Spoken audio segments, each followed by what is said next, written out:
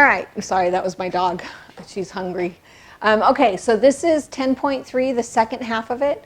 So this is finding the derivative using the quotient rule.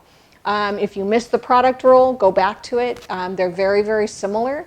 So this is when you have a quotient, which means you have, Katie, stop, which means you have division, okay? So you have to look for the function.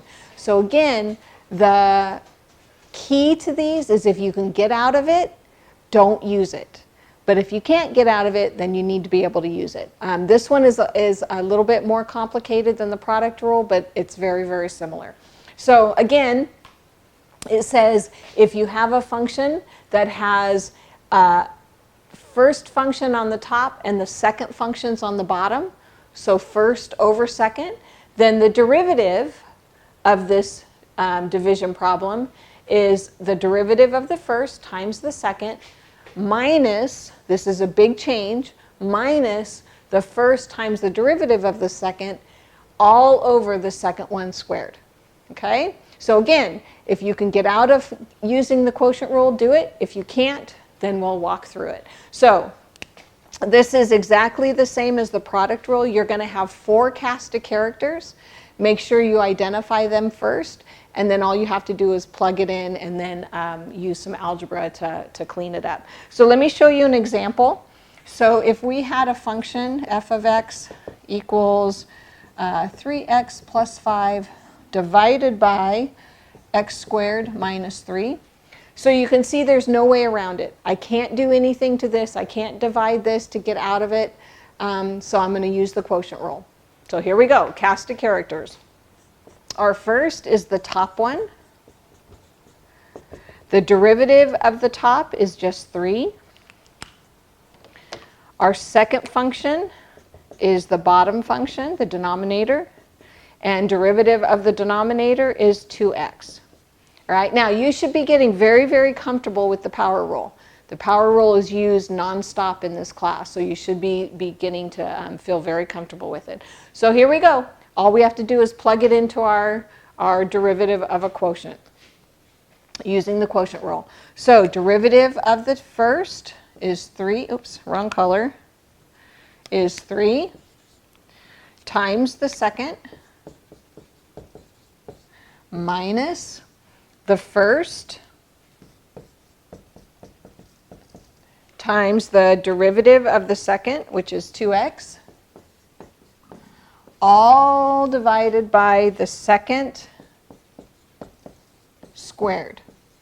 Okay? Now, when you do this, you don't have to do anything else to the bottom. The bottom can just stay the second one squared. You don't have to FOIL that out at all.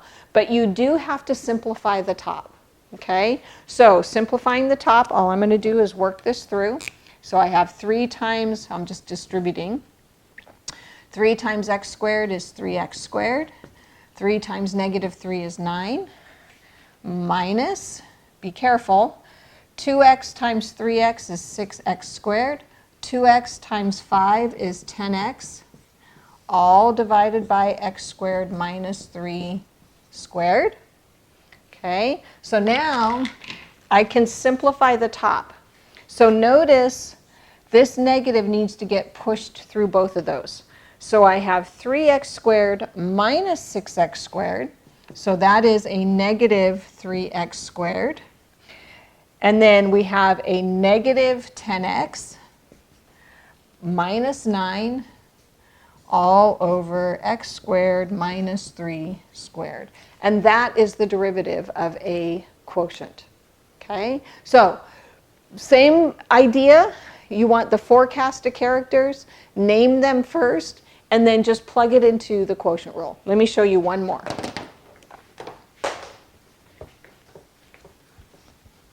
And then you will simplify. All right. So here we have f of x equals, let's say 2 raised to the x power over 1 plus x squared. Okay, so our first is 2 to the x. The derivative, this is an exponential function, so it's 2 to the x ln of 2. The second is our denominator, which is 1, wrong color, 1 plus x squared. Derivative is 2x.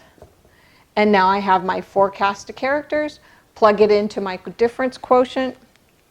I'm sorry, my quotient rule. Derivative of a quotient. And I'll be good to go. Derivative of the first is 2 to the x ln of 2 times the second, which is 1 plus x squared, minus the first is 2 to the x times the derivative of the second is 2x all over the second squared. Okay, now for this one, the only thing that's in common is 2 to the x. So I can factor that out. So again, going back to your factoring, there's 2 to the x in common, so I can factor that out. So I have 2 to the x times, and then whatever's left, I'm going to leave it in there. So ln of 2 times 1 plus x squared minus 2x all over 1 plus x squared squared.